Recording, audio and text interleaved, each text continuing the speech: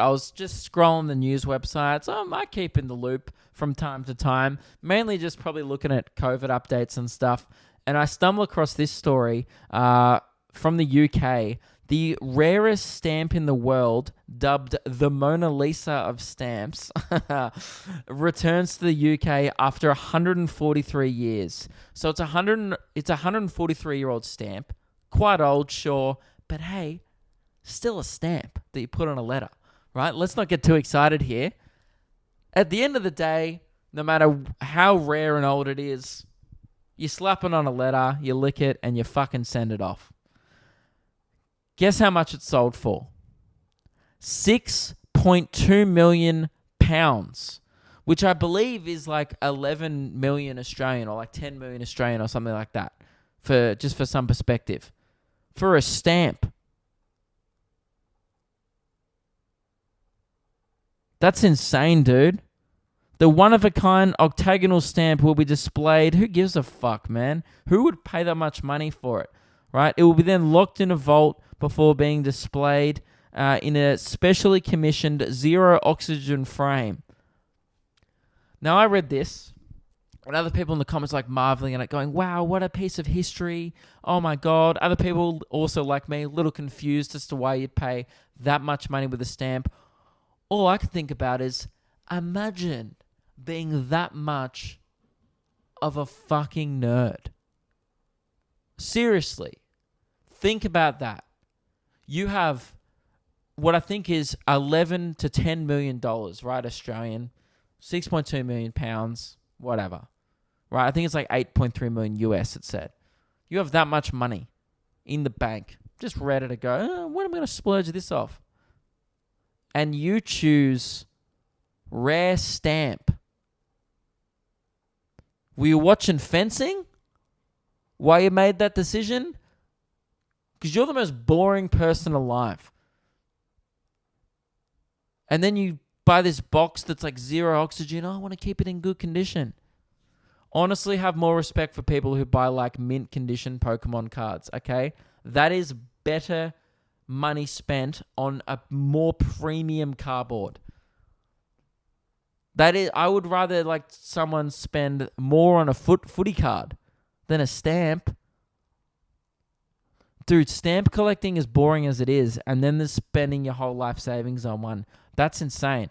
I go to Meg. I told this news story to Meg. I'm like, dude, someone bought a stamp the other day for like $11 million Australian. She just goes, what? And then she goes, yeah. I'm like, how fucked up is that?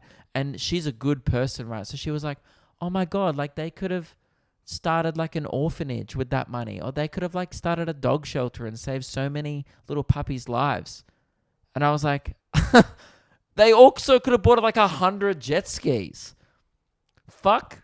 Like, okay, if you've got like an $11 million, you do you. But don't buy a stamp. I will draw the line there. I will, like, if someone wants to buy a mansion, dude, if someone wants to put a strip club in their own house, like Floyd Mayweather, right? I'm pretty sure he has that. Or 50 Cent. I forget. Someone has that.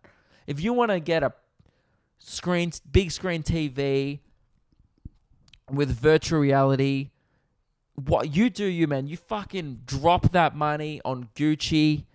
That's still honestly probably better spent than a stamp. I think we can all agree.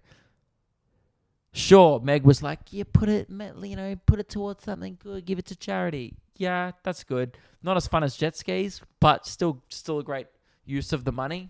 But that makes me angry when people have like that much money and then they buy a 143-year-old stamp. It's like, I wouldn't be angry if they just, I don't know, bought a yacht to fuck up the ocean with. I'd be less angry. I'd be like, okay, cool. That's what rich people do. Fair enough. Sounds fun, honestly. Sounds like a little bit of fun. But a stamp, who's getting anything out of that? You buy it, then what? You look at it like, yeah, it's an old stamp. Was it worth $11 million, dude? How much? Oh, God. Imagine the personality that you lack to find that interesting. Look, good on it. honestly, yeah, I get it. Everyone has their own interests. You know, not everyone's into Mountain Dew and Cotton On. Think of how many fucking slabs of Mountain Dew you could cop with $11 million. You could probably buy Cotton On the franchise. Maybe not, but at least a couple of stores. I'm just telling you, there's better ways to spend that money, you know? So, that's it, guys. That made me furious. I was so angry. Buy a jet ski, dude. Don't buy a stamp. That's the moral of this podcast. If you come into a significant sum of money in your life, just remember this episode, right? Maybe this will end up being the most memorable episode of all for some of you. If you acquire $11 million, you'll be like, what to spend? You might win Tats Lotto or something. And they'll be like, well, I'm certainly not going to buy a fucking stamp with that money.